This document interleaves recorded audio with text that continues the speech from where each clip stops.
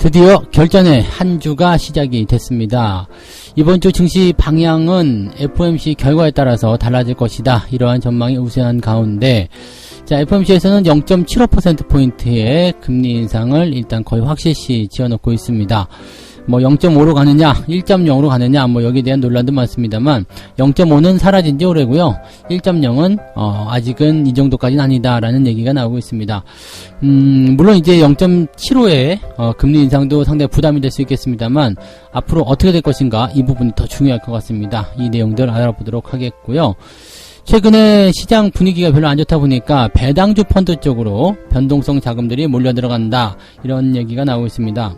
배당을 이제 받는 그런 기업들이 투자하는 그런 것들이 이제 배당주 펀드인데 배당을 많이 받는 기업들이 이제 유리해지는 거죠. 가격이 많이 내려가고 하니까 이제 배당 성향이 높은 기업들을 위주로 담아놓게 되면 이제 시장 상승률보다 더 좋은 수익이 나올 수 있다 이런 모습인 것 같은데 여기에 대한 이야기도 좀 알아보겠고요. 자, 아이폰 14가 이제 흥행 조짐을 보임에 따라서 한국 기업들이 최대 수혜를 받게 될 것이다라는 전망이 나왔습니다. 한국 기업들 중에서도 이제 부품주 쪽인데 부품주들 지난번에 한번 다뤄드린 적이 있습니다만 재밌는 게요. 자, 특정 업종군에서만 움직임이 나타나고 있다는 겁니다. 그리고 수혜가 되는 것들 또 증권사의 추천주들도 전부 다 그 업종군에서 나타나고 있습니다. 어떤 부분들인지 한번 알아보도록 하죠.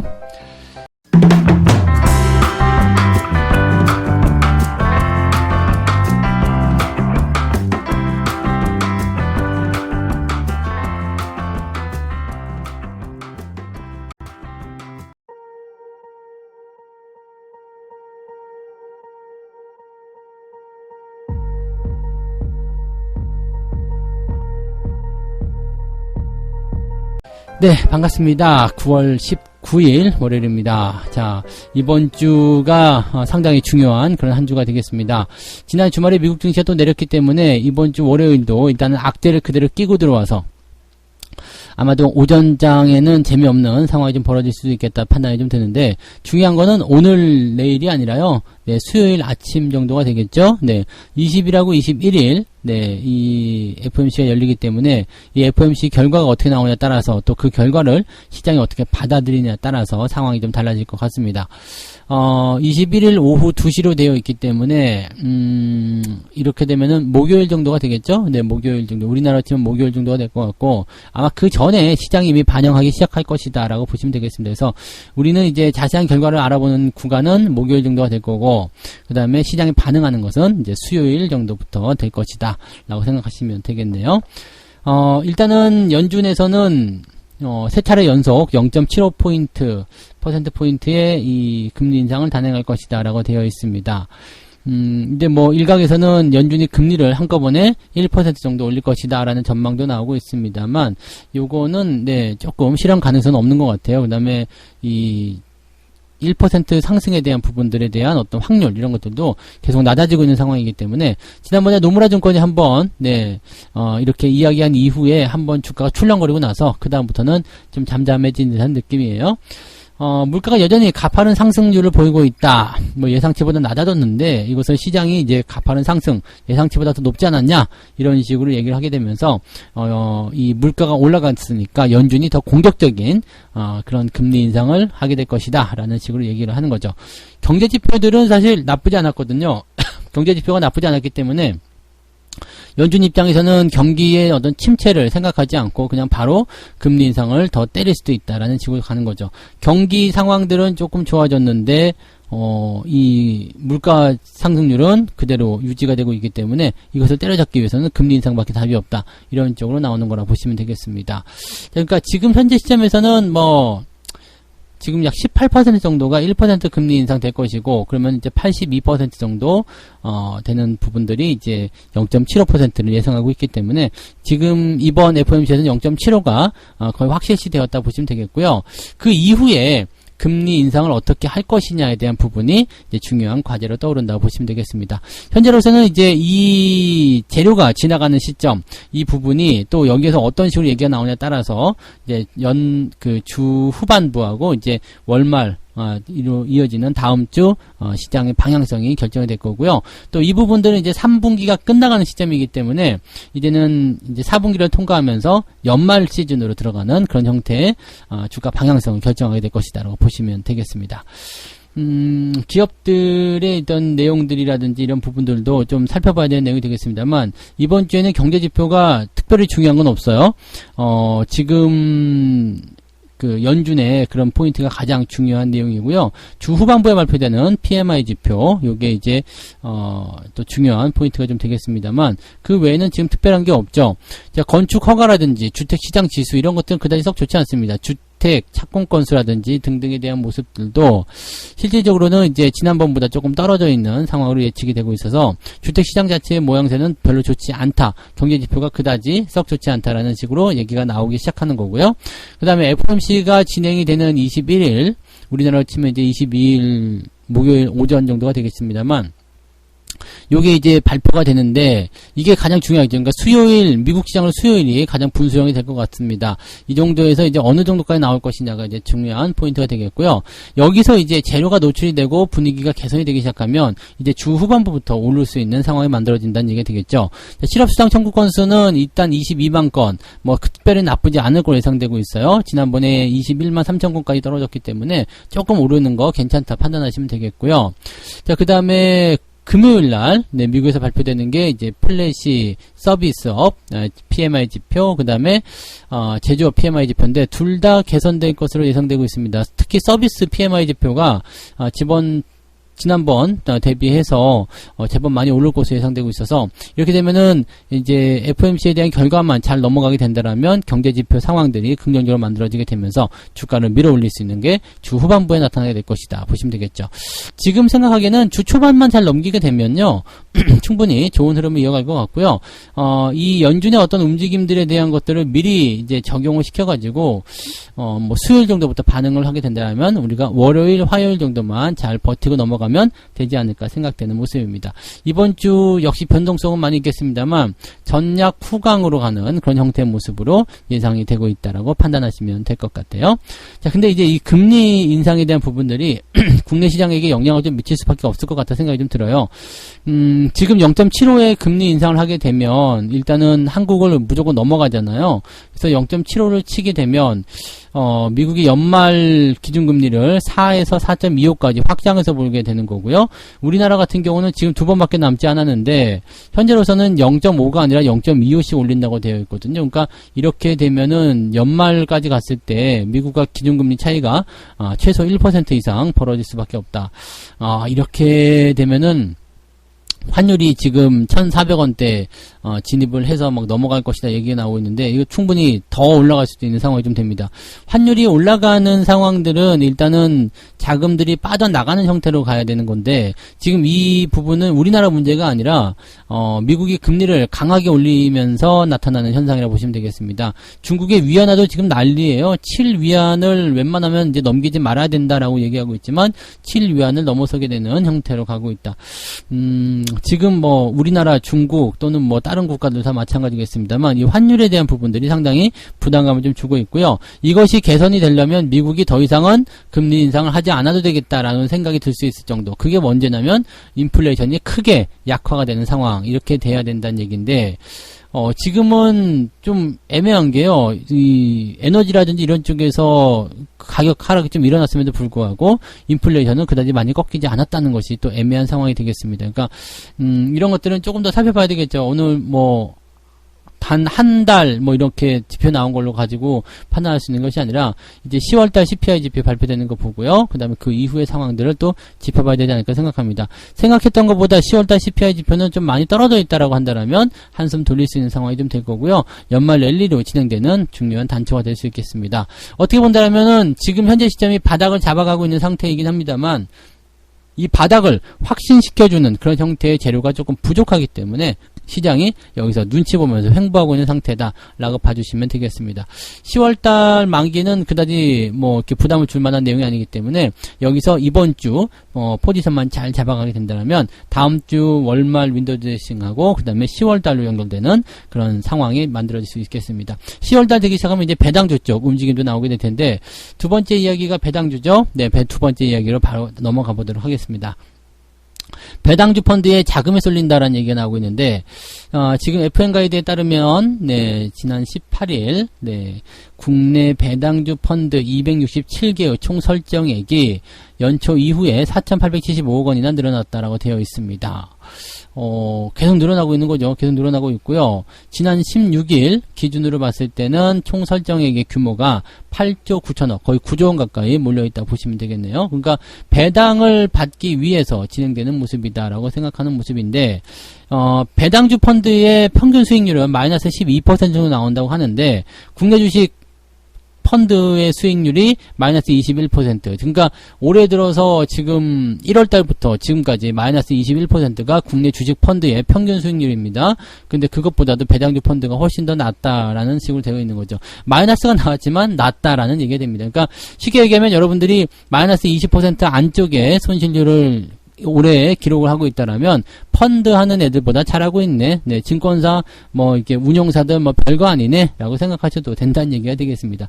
코스피 지수도 마이너스 20% 하락했기 때문에 네, 20% 안쪽에 손실률만 올해요. 그러니까 뭐 작년부터 끌고 내려온 거 말고요. 올 1월부터 시작해가지고요. 지금까지 마이너스 20% 넘지 않는 그런 계좌 손실률을 가지고 있다면 여러분들 잘 하고 계시는 거다라고 또 한번 위로를 삼으셔도 되겠습니다. 뭐 작년 7, 8월부터 치게 되면 더 많이 까였을 수도 있겠습니다만 그러면 여러분들이 이제 생각이 좀 편해지겠죠. 나는 계좌 수익률이 뭐 마이너스 10 몇 프로인데 나 이 정도면은 잘하고 있는 건가? 뭐 계속 의심을 가지겠지만 잘하고 계시는 거예요. 왜냐면 시장은 20% 이상 올라가야 되지만 여러분들 10 몇 프로 올라가면 되겠죠. 시장이 원상복귀가 된다라면 여러분들 계좌는 당연히 플러스로 넘어가게 되는 겁니다. 그래서 그런 쪽으로 우리가 판단해 나가시면 되고 문제는 시장이 언제 오르느냐 그거밖에 없죠. 그러니까 시장이 오를 때까지 느긋하게 기다려주면 된다는 얘기가 되는 거고 여기서 이제 배당주 이야기 좀 해보게 되면 배당주 쪽에서 이제 여러 가지 뭐 퍼센테이지라든지 그 다음에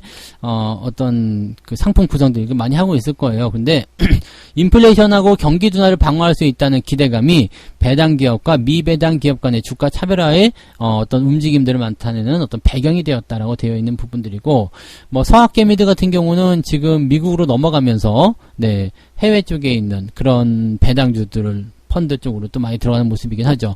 근데 이제 해외 쪽 배당주 펀드는 지금 환율이 높기 때문에 이 부분 잘 생각하셔야 돼요. 미리 달러를 가지고 있다가 진입하시는 분들이라면 상관없겠지만 현금을 가지고 있다가 달러로 바꿔서 미국으로 넘어간다 이렇게 되면은 환 손실에 대한 부분도 고민을 좀 해봐야 되거든요. 달러가 너무 비싸기 때문에 실질적으로 이제 제대로 된 성과를 올리기가 좀 어렵다는 것도 참고하실 필요는 있겠습니다.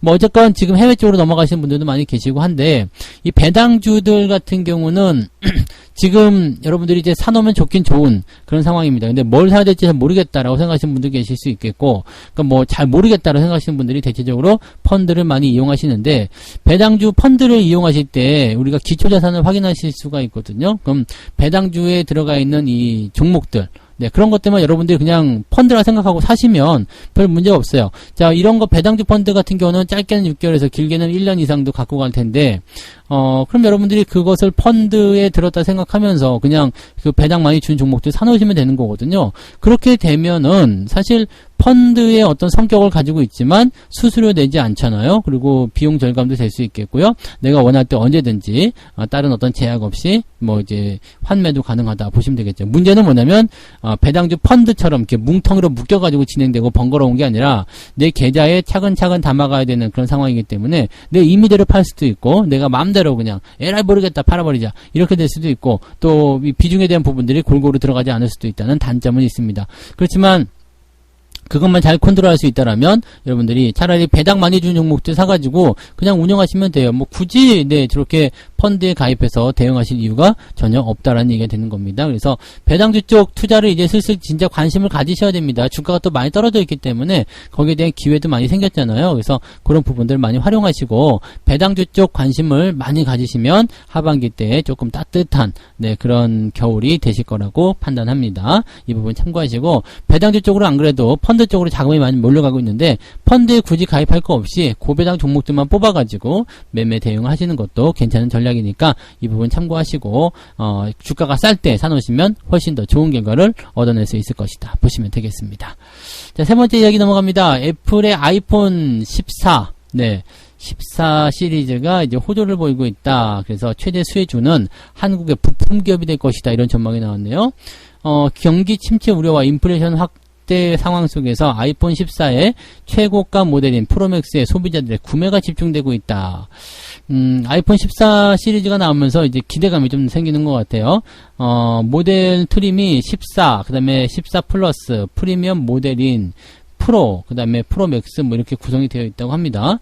저는 아이폰을 안 쓰기 때문에 이런 구성은 잘 모르겠습니다만 아무튼 뭐 그렇다고 하는데 사전 주문의 수요를 고려해 볼 때 프리미엄 모델이 전작인 아이폰 13 시리즈에 대비 호조세를 더 보이게, 즉 더 많이 팔리고 있다라는 부분이 되는 거고, 요것도 지금 보면은 주문이 밀려 있대요. 지금 주문해도 10월 말이나 돼야지 받아볼 수 있을 것이다. 우리나라처럼 성질이 급한 분들은 주문하고 바로 못 받으면 열받겠죠. 아무튼 뭐 그런 정도로 지금 주문이 꽉 몰려 있다는 얘기고, 예상보다 호조를 나타내는 그 이유가 뭐냐면 경기 침체와 인플레이션이 아이폰 14의 모델 구매 수요에는 크게 영향을 주지 않는다라는 부분이기도 하고, 현재로서는 아이폰 14와 경쟁할 제품이 그다지 없기 때문이다 라고 얘기가 되고 있다고 합니다. 자, 상황이 이렇다 보니까 일단은 뭐 부품에 대한 어떤 수요도 많이 늘어나게 될 테고요. 그 다음에 기업 실적에 대한 호조가 이어지면서 관련 기업들의 주가 상승도 이어질 것이다 라고 얘기가 되는 거겠죠. 자, 그러다 보니까 현재로서는 이제 부품주 쪽에 관심이 많이 갈 수밖에 없겠다는 얘기인데, 지금 보면은 이제 국내 부품 업체들의 공급이 삼성 디스플레이가 좀 있고요. LG 이노텍, BH 이런 정도로 진행이 되어 있다. 점유율 같은 경우가 상당히 높은 기업이에요. 삼성 디스플레이 같은 경우가 약 85% 정도 되어 있으니까 이 정도라면은 긍정적인 모습이 나타나겠죠. 그래서 아이폰 매출 비중에 대한 부분들은 삼성 디스플레이가 50%, LG 이노텍은 80%, BH는 70% 정도 예상되고 있다라는 얘기가 됩니다. 자, 그러면은 이 증거사 얘기하는 삼성 디스플레이라든지 LG 이노텍, BH 이런 기업들이 이제 부품 공급 점유율이 가장 높고 여기에 대한 어떤 수혜가 일어날 수 있는 기업들이다 라고 생각할 수 있는데, 여기서 한 가지 우리가 생각해야 되는 거 디스플레이 쪽하고요, 그 다음에 카메라 모듈이죠. 요즘에 핸드폰 나오는 거는요, 안쪽에 들어가 있는 성능이라든지 뭐 기타 등등 여러 가지는 별로 중요하지 않습니다. 뭐가 필요합니까? 카메라 모듈, 그 다음에 디스플레이, 뭐 이런 쪽. 그 다음에 슬림화대한 어떤 부분들도 뭐 요즘에 크게 중요하지 않지만 그래도 조금 더 이제 뭔가 접촉 관계를 좋게 하기 위해서는 지금 BH 같은 경우가 FPCB거든요. FPCB가 뭐냐면 연성 회로기판. 연성 회로기판은 여러분들이 요즘에 전자제품 얇은 거 뜯어보게 되면은 왜 얇은 판처럼 생긴 그런 뭐 이렇게 연결 선 같은 거 있죠. 연결 패드 같은 거. 그것을 이제 FPCB라고 합니다. 잘 구부러지고 막 하는 거 있잖아요.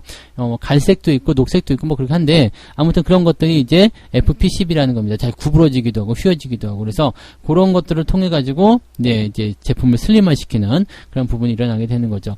그래서 이런 기업들로 보는데 저는 이제 요즘에 새로 나오는 어떤 제품들 살펴보면 가장 먼저 봐야 되고 또 가장 먼저 주목해야 되는 것이 카메라 모듈입니다. 카메라 모듈 같은 경우는 요즘에 신제품들이 내세울 수밖에 없는 거예요. 요즘에 휴대폰 광고 보시면 전부 다 사진이 잘 나오네, 뭐 이거 핸드폰으로 찍었어요네, 이렇게 나오잖아요. 그렇기 때문에 뭐라고 할까요? 카메라 모듈 쪽에 관심을 좀 가지시면 좋겠고, 이 카메라 모듈 쪽은 스마트폰뿐만 아니라 어디에도 들어가 있어요? 자율주행 센서 쪽으로도 들어가 있거든요. 그러니까 이쪽은 계속해서 성장할 수밖에 없는 업종이 될 것이다. 근데 지금 LG 이노텍이 여기에 떡하니 들어가는 모습이긴 한데, 조금 이제 고민해봐야 되겠죠. 네, 지금 이렇게 주가가 많이 올라온 상태에서는 뭐 수혜가 일어났다고 하더라도 더 올라가기 어려운 부분들이 많이 있기 때문에 LG노텍 같은 경우는 뭐 수혜를 받고는 있다고 하더라도 옆으로 조금 누워버리거나 좀 주가 떨어질 수도 있습니다. 자, 그렇다면 우리가 여기서 힌트를 얻었을 때 FPCB, 그 다음에 네, 이런 뭐라고요? 카메라 모듈, 디스플레이 이런 쪽에 있는 그 관심 종목군들 한번 살펴봐도 괜찮겠죠. 그리고 실제로 얘네들하고 납품 관계에 있는 그런 중소형 기업들을 찾아보는 것도 괜찮은 방법일 겁니다. 그래서 앞서서 이제 말씀드렸지만 특별한 어떤 업종이라든지 특별한 어떤 사업 분야 이런 것들이 주목을 받게 된다면 그것과 관련되어 있는 기업들을 관심 있게 보시는 게 좋습니다. 일단 쟤네들이 대표 종목들로 해서 디스플레이, 이노텍, BH가 대표 종목으로 뭐 이제 소개가 되고는 있습니다만 그것과 연결해서 파생되어 나오는 부분들이 상당히 많을 테니까 그런 것들을 관심 있게 봐주시면 좋겠습니다. 어쨌건 스마트폰 하나가 잘 팔려서 거기에 관련되어 있는 기업들이 좋아지게 된다면 전체적으로 시장에는 좋은 분위기가 형성될 수가 있다는 걸 참고하시면 좋겠습니다. 아이폰 14가 어느 정도까지 좋게 나올런지 모르겠습니다만 현재로서는 기대감을 모아주는 게 당연한 거고 또 한국 기업들이 네, 여기에서 점유율을 많이 차지하고 있기 때문에 기대감이 있다라고 봐주시면 되겠습니다. 자, 이렇게 해서 오늘 세 가지 이야기 전달해 드렸는데요. 증시의 방향성은 FOMC 따라서 결정되기 때문에 주 초반에는 약간 주춤거릴 수밖에 없다는 거, 주 후반으로 가면서 분위기가 좋아질 것이다 라는 전망으로 보시면 되겠고요.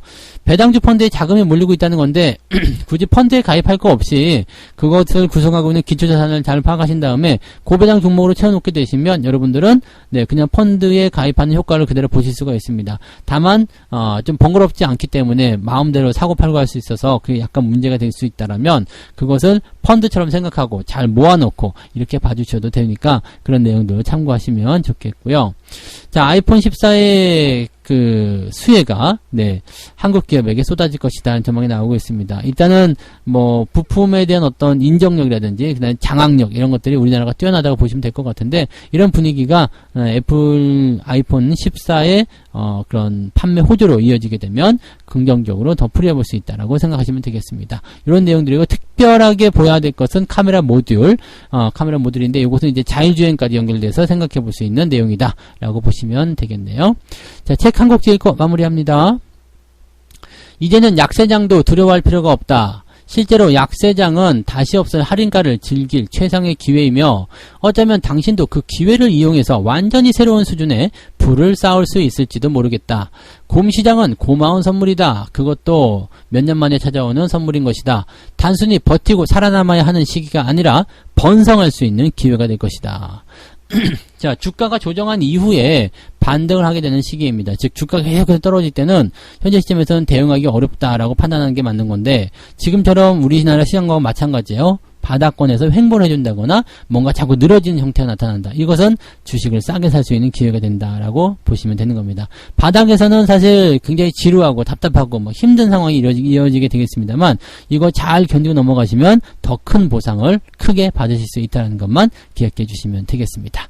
자, 오늘 여기까지 이야기하고요. 조금 있다가 9시부터 무료 방송 진행되죠. 늦지 않게 오셔서 또 저와 함께 월요일 아침을 시작을 해보셨으면 좋겠습니다. 조금 있다가 아침 무방에서 뵙도록 하겠습니다. 고맙습니다.